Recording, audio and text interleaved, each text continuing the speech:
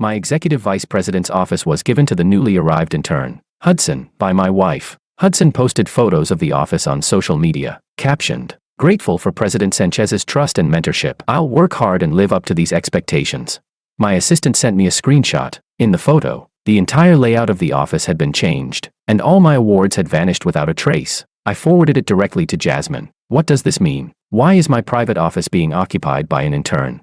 Jasmine replied with a voice message, her tone tinged with drunkenness. "Darling, it's just an office. You don't need it right now anyway. Within 10 minutes, I want to see the office restored exactly as it was." Jasmine Sanchez didn't reply. 2 minutes later, the most important contract of the Sanchez Group was forced to a halt. If someone wanted to challenge authority, I didn't mind bankrupting the Sanchez Company. Chapter 1. Jasmine's calls came crashing in one after another. I didn't press the answer button until the 5th call. A furious roar burst from the receiver. "Felix, are you insane? That project is worth $200 million. You know next week is the product launch. Stopping it now is basically destroying the company. All this for an office, was it really necessary?" In 5 years of marriage, this was the first time she'd ever lashed out at me for another man. I took a light sip of whiskey, feeling the liquid slide down my throat, a chill spreading through my chest. "It's not about the office, Jasmine. Restore the office immediately, including all my medals, not a single item out of place, or the company will suffer even greater losses." On the other end of the line, Jasmine fell silent for a few seconds. "Now, you have 5 minutes. I finished coldly and hung up. 2 minutes later, she sent photos of the restored office. Everything had returned to its original position. After receiving the photos, I immediately contacted the previous project manager and rescinded the suspension order. Then I sent Jasmine a photo. In it, everything in her study had been cleared out, including her favorite antique, the expensive piece she had just won at auction. Attached was another photo, showing antique fragments scattered all over the floor. "Jasmine, this is your punishment. You know my temper. There won't be a next time." There was no further response from her. I knew she was angry, but I was angrier. Our marriage began as a strategic alliance between two companies.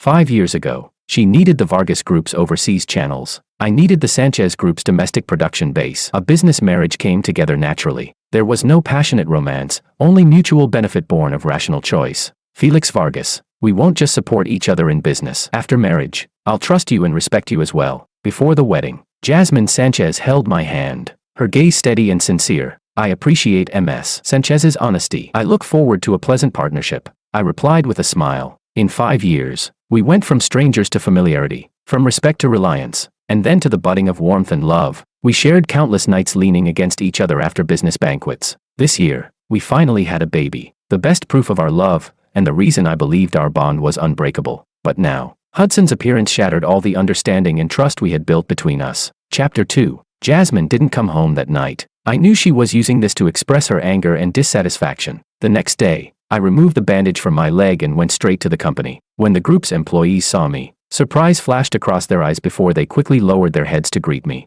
"Mr. Vargas, aren't you injured and still recovering? Why are you at the office today?" The young receptionist stepped forward and asked with concern. "There are some matters I need to handle personally." After giving a slight nod, I headed straight for the executive floor, but the moment the elevator doors opened, I heard laughter coming from Jasmine's office. Through the half-open door, I saw Hudson sitting beside her. There was a smile in Jasmine's eyes, completely different from the cold indifference she showed to other secretaries. In the past, aside from me, she never allowed anyone to sit in her office for long, let alone show such a gentle expression. Yet now, the distance between her and Hudson was so close there was almost no space between them, the two chatting happily. Hudson was wearing a high-end luxury suit. It was the exact style I had my eye on before, and the one Jasmine had mentioned she wanted to give me. Not only was the suit outrageously expensive, it was also a limited edition, with only 5 pieces worldwide. And now, it was on an intern. I pushed the door open. Their laughter came to an abrupt halt. The smile on Jasmine's face instantly froze. "Why are you here?" Hudson quickly stood up as well, putting on a respectful expression. In a gentle voice, he greeted me. "Vice President, hello. I heard you just had surgery and should be resting at home. Why did you suddenly come to the office?"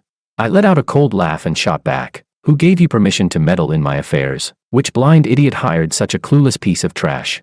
The smile on Hudson's face stiffened instantly. He opened his mouth, at a loss for words. "Take off the suit you're wearing, now." The atmosphere in the office dropped to freezing point. Hudson's eyes widened, his lips trembling in disbelief. He looked at Jasmine, his eyes full of pleading. I turned to Jasmine as well, my gaze icy. "Explain to me why my suit is on him." Jasmine frowned deeply, impatience evident in her voice. Because of yesterday's office incident, Hudson became the subject of quite a bit of gossip among colleagues. So I gave him some compensation. It's just a suit. I'll give you an even better one later. Compensation.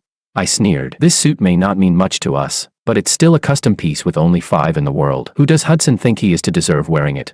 Besides, what happened yesterday was because he couldn't recognize his own position. He brought it on himself. Jasmine, have you also forgotten your own position? Forgotten who I am? Who gave you the right to casually give away something that belongs to me?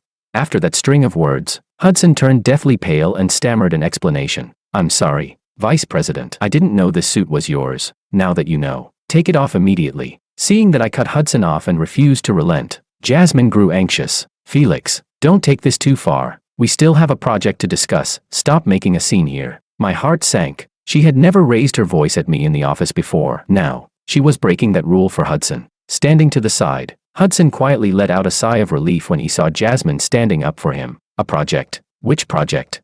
The cooperation with Group A. Hudson and I are about to head out. Jasmine tugged at her sleeve, her tone growing even more impatient. Hudson helped a lot with this matter, so I'm taking him along to the meeting. I raised an eyebrow and laughed mockingly. Oh, since when does an intern have that kind of capability, enough to influence the decisions of a listed company? Jasmine's face darkened. She picked up her bag and motioned for Hudson to follow. Let's go. Don't waste time. As they brushed past me, Hudson gave me a smug smile, his eyes filled with provocation. Jasmine, you brought this on yourself. Since you insist on backing Hudson, don't blame me for being ruthless. After they left, I took out my phone and dialed the private number of Group A's chairman. Chairman Law, this is Felix. About the cooperation Jasmine is planning to discuss today. Chapter 3. An hour later, I received a call from Jasmine. She was furious, her voice practically roaring. Felix, what exactly are you trying to do?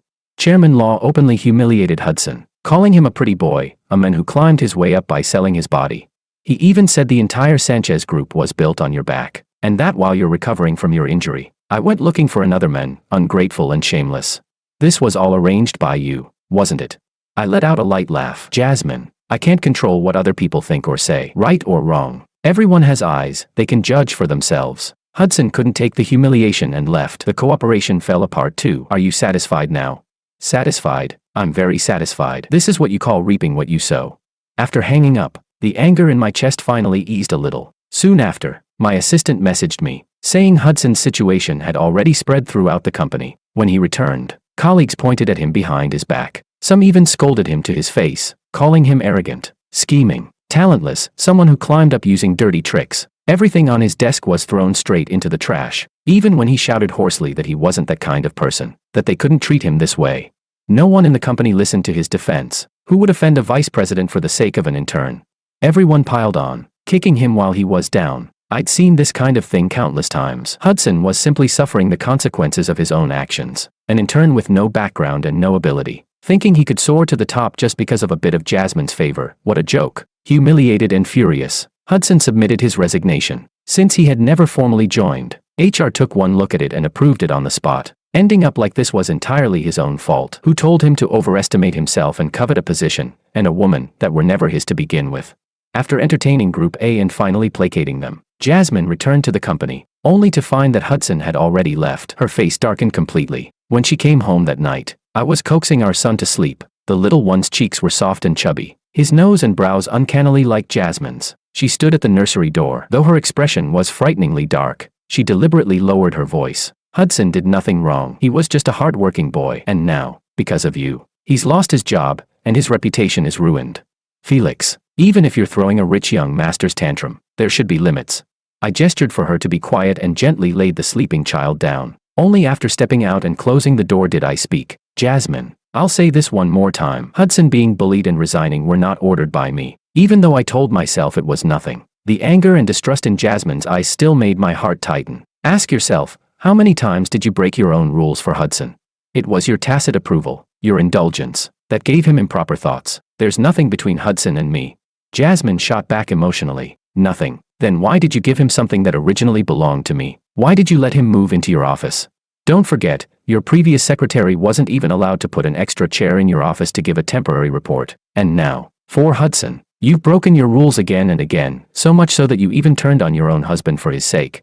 I stepped closer, looking down at her, enunciating every word. Jasmine, I admit it, I like you. Otherwise, I wouldn't have married you. Wouldn't have let you carry my child, but you also know me well. In my eyes, Felix Vargas has never tolerated even a grain of sand, let alone betrayal or deception. If you dare cross that line, even if it's only emotional drifting or ambiguity, I won't hesitate to give my son a different mother. Jasmine's face turned ashen. She turned and strode into the guest bedroom, and I knew this matter was, for all intents and purposes, over. After she calmed down in the guest room, we would reconcile the next day and turn the page. That had always been our unspoken understanding in maintaining this marriage for 5 years. The only difference was that previous conflicts had been about business or family matters. When it came to feelings between a man and a woman, this was the first time, and it would also be the last. Chapter 4. Early the next morning, Jasmine's phone rang. Hudson's name appeared on the screen. She hesitated for a moment, then still pressed answer. Hudson's voice came through the phone, choked with sobs. President Sanchez. I really don't know what to do anymore. Take it slowly. What happened? Jasmine frowned, her voice gentle. I'm being cyberbullied. My photos are everywhere online. Everyone is insulting me, saying I'm a pretty boy, that I climbed my way up by selling my body.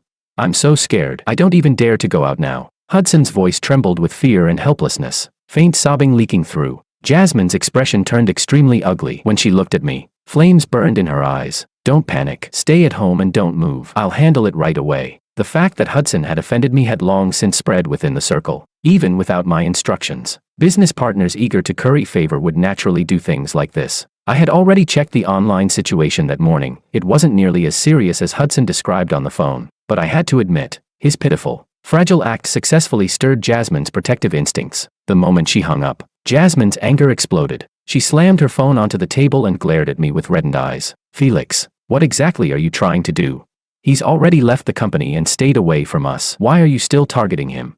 How did you become so vicious, hiding behind the title of chairman's husband, abusing your power and acting recklessly? I slammed my coffee cup down as well, showing no intention of indulging her. Jasmine, I've already said it. I didn't do anything. Everyone in the company knows he offended you. Other than you, who else would do something like this?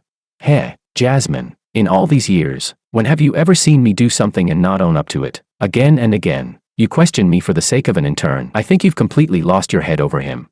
With a darkened face, Jasmine stormed off. The door slammed shut with a heavy bang. I calmly wiped the corner of my mouth, watching her retreating figure, disappointment flashing through my eyes. That afternoon, I was scrolling through social media. I noticed that the overwhelming flood of negative news about Hudson had completely vanished, replaced by an official statement from the Sanchez Group. The statement claimed Hudson was highly capable and had entered the Sanchez Group through his own merit. The Sanchez Group would never tolerate malicious rumors targeting its employees, and would pursue legal responsibility for online misinformation. My phone lit up with a new message from my assistant, Mr. Vargas. President Sanchez not only had the legal department issue a statement, she also publicly announced that Hudson will return to the company effective immediately as her chief secretary. Anyone who spreads rumors or gossips will be fired on the spot.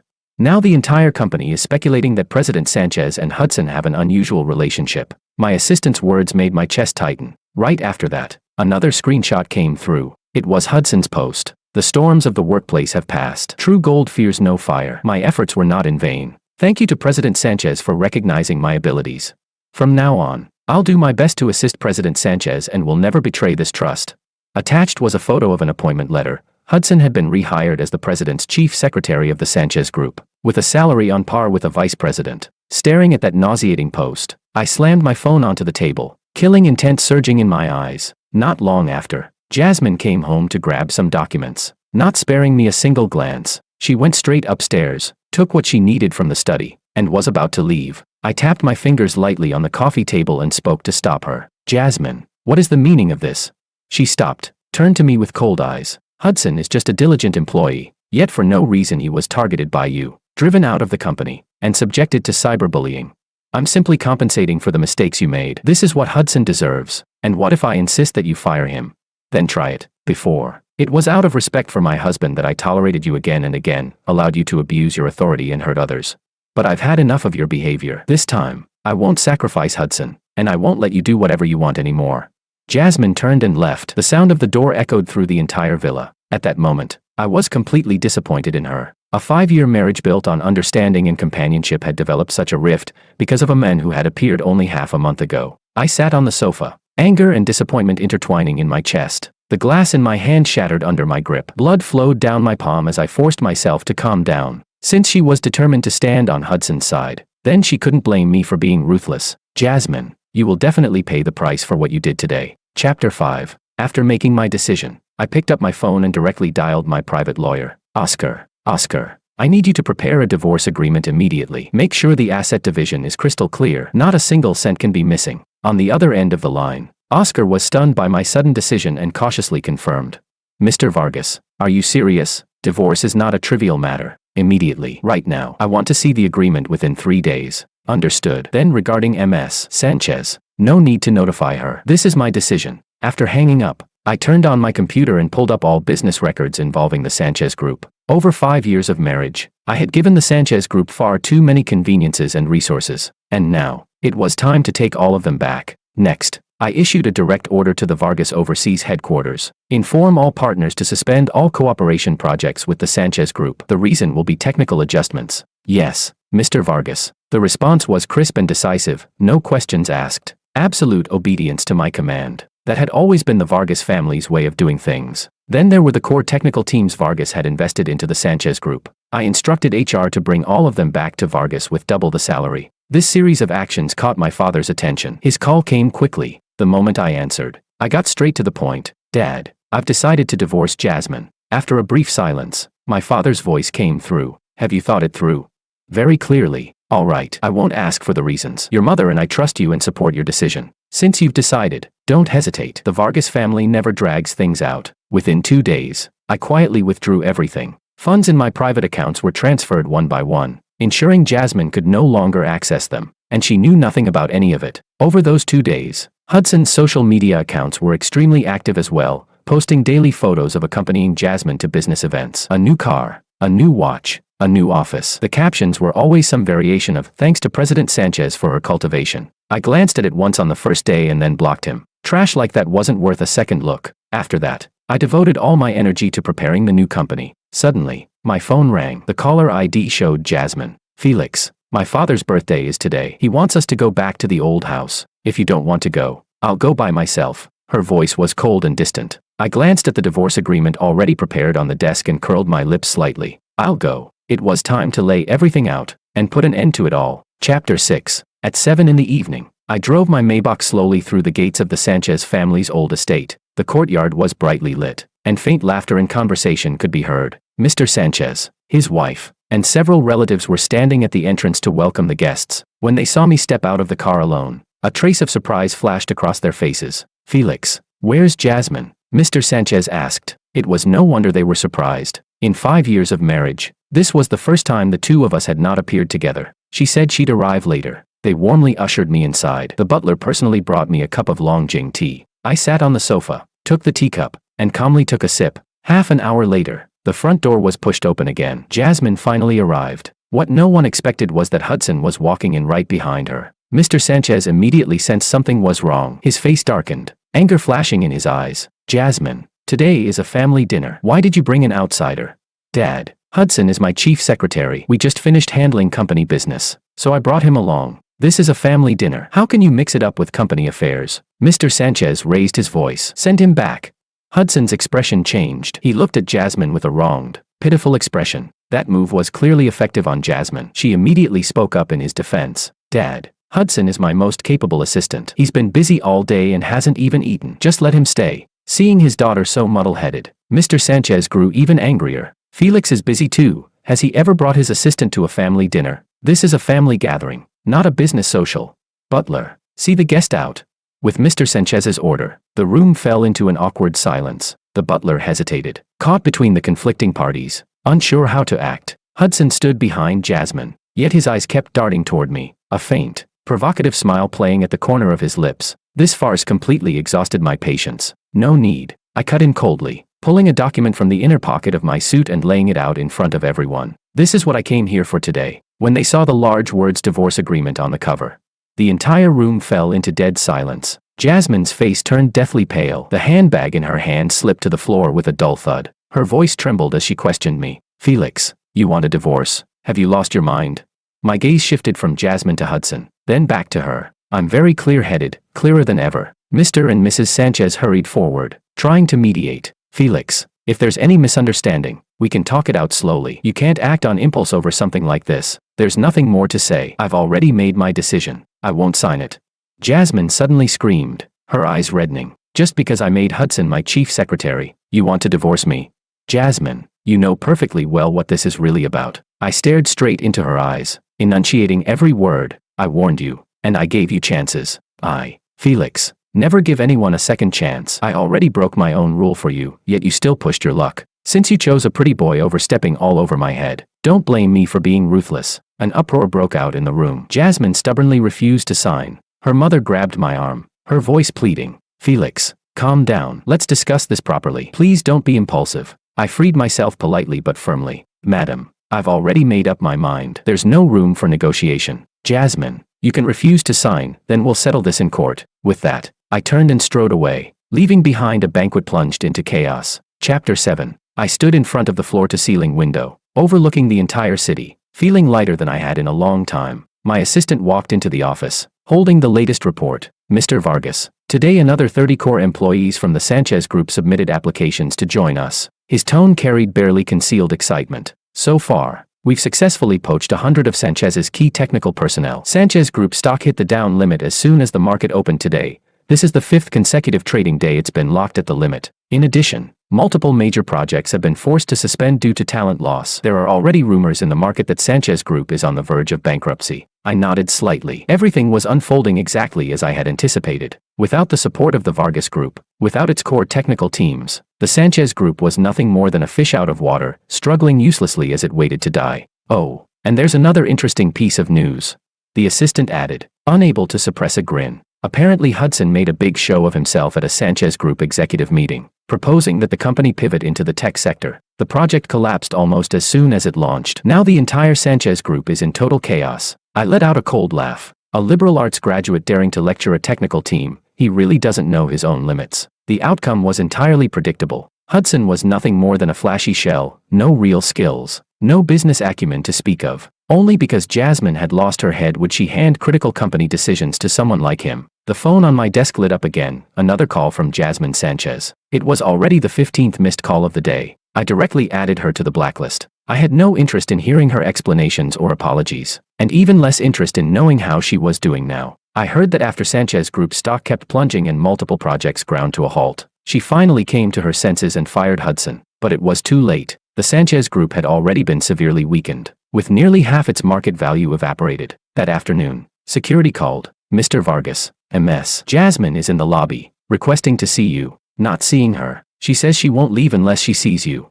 The guard said awkwardly. Then let her stand there. Have someone keep an eye on her and make sure she doesn't cause trouble. I hung up and continued focusing on the work in front of me. Did she still not understand? Everything was already over. That evening, my assistant messaged me to say Jasmine had stood outside the company entrance for 2 hours before finally being escorted away by security. The next day, the security call came again. This time, the visitor was Mr. Sanchez. After a moment's thought, I nodded and had my assistant show him in. After all, over the years, Mr. and Mrs. Sanchez had treated me fairly well. Mr. Sanchez's eyes were bloodshot, his whole demeanor noticeably haggard. The moment he entered, he went straight to the point. Felix, I know Jasmine made a mistake, but she's realized it now. Could you give her one more chance?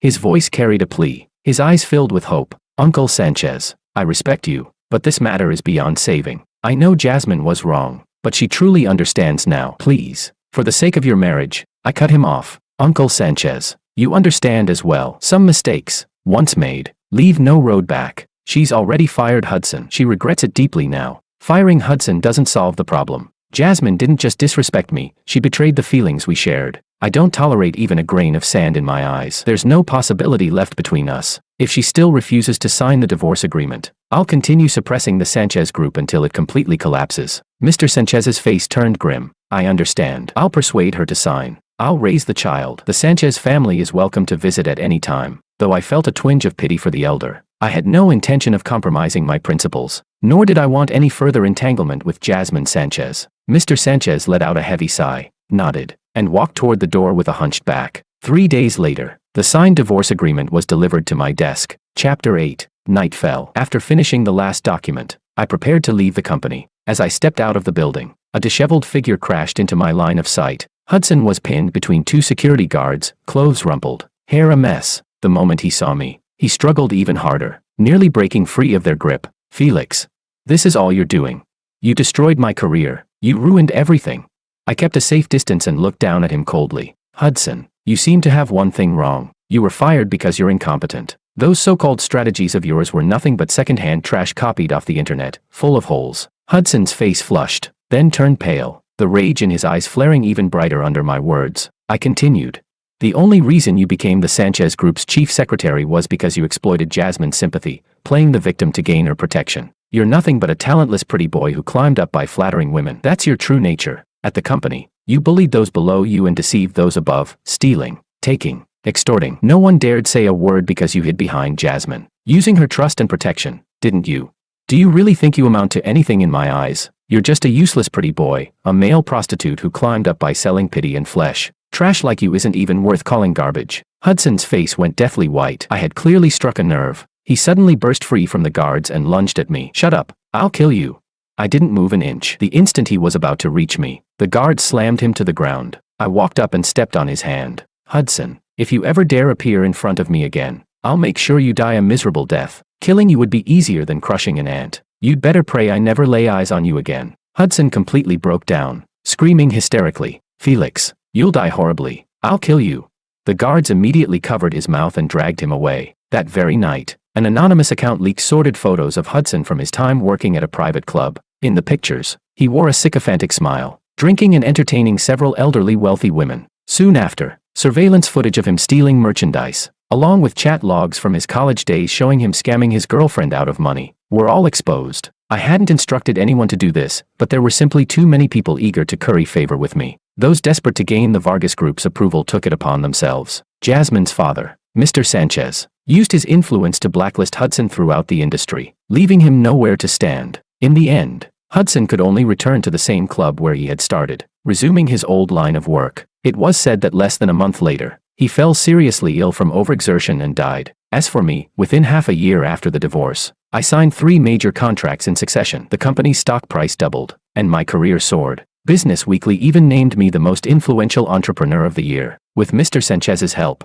Jasmine began restructuring the Sanchez Group, embarking on a long and arduous road to recovery. She would occasionally appear in business news, the sharp edge in her eyes dulled, replaced by a trace of weariness and age. Chapter 9. 3 years passed in the blink of an eye. My company had become a leader in the industry, and my image as a wealthy, single CEO made me the object of admiration for countless women. But my heart remained devoted to my career and to my son, Ian. I never gave any serious thought to romance again. Ian was already 4 years old, bright, energetic, and when he smiled, he looked very much like me. After the divorce, I reserved most of my time for him, personally picking him up from and dropping him off at kindergarten every day. In my office, I even set aside a small corner filled with Ian's toys and drawings, so he could come by any time. Daddy, when is Mommy coming to see me?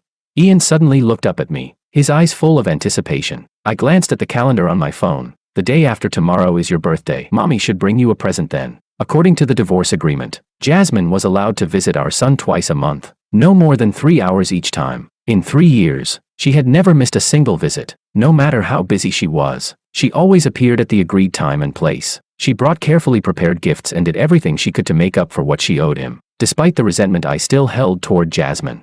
For the sake of Ian's healthy growth, I never interfered with his contact with her. Over these 3 years, under Jasmine's efforts, the Sanchez Group gradually regained its footing, though it was no longer what it once had been. It was operating steadily. We occasionally crossed paths at business events, exchanging a simple nod, nothing more. On Ian's 4th birthday, I held a small party at home, inviting his little friends and the nanny. That afternoon, the doorbell rang. I opened the door and saw Jasmine standing outside, holding a huge gift-wrapped box, a birthday present. I took the gift and nodded. I'll be back in 3 hours, right on time. Jasmine nodded as well, watching me leave with unmistakable reluctance in her eyes. Over the past 3 years, she had hinted more than once, through various means, that she wanted to reconcile. At business occasions, she would deliberately bring up the good times we once shared. After visiting Ian, she would linger a little longer, trying to find topics to extend our conversations. She even had mutual friends pass along messages, saying she still loved me and was willing to start over. But all of those attempts were rejected by me, in one way or another. Some things,